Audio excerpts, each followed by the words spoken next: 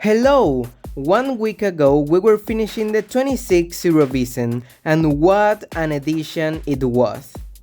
Let's remember what happened in that unforgettable edition in Trenčín, Slovakia.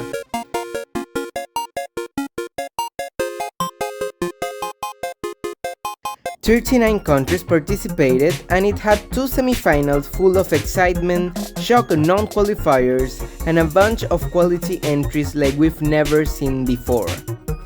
At the top of the grand final we had a new country in the podium thanks to Egypt's Amir Mortal with the song Animosity. A close second place went to Sweden's Anka Ivanovic singing Sadarshti. And, for the first time, Lithuania won the competition thanks to Gražina Girkutė's hyperpop banger, Neturi Dievo. Let's talk more about it. Gražina Girkutė was born in Kaunas to Japanese parents.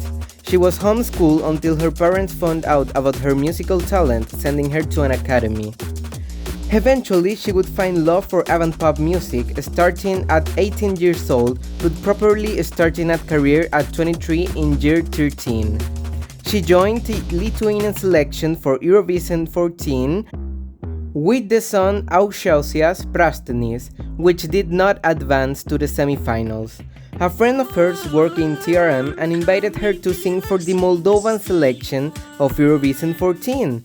This time she presented with the song Juodojišviesa, which also didn't advance to the grand final. She ended up living in Moldova for a bit due to its music scene, but later came back to Lithuania.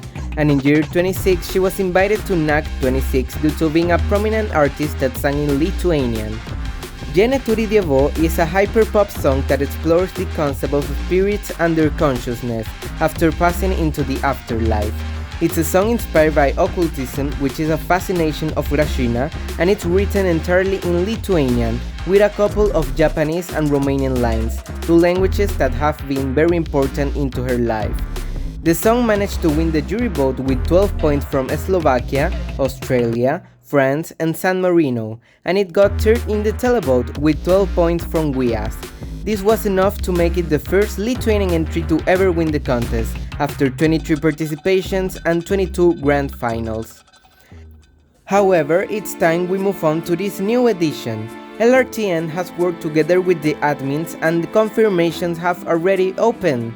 They will end in January 17, with the grand final being celebrated on January 25th. 2 cities were shortlisted to host the 27th edition of Eurovision, bringing a huge national debate due to the importance of both cities: Vilnius, the capital and biggest city of Lithuania, and Kaunas, the cultural capital and middle point in the whole country. But it's time we reveal once and for all the city Eurovision is traveling to. And it is Vilnius 27! That's right, Vilnius will be the first capital to embrace Eurovision this decade, and the first since Melon in year 19 in Dublin. The Lithuanian capital has one of the largest old towns in the whole Europe, at 3.6 square kilometers of preserved architecture that reflect the culture of the country and its changes over the years.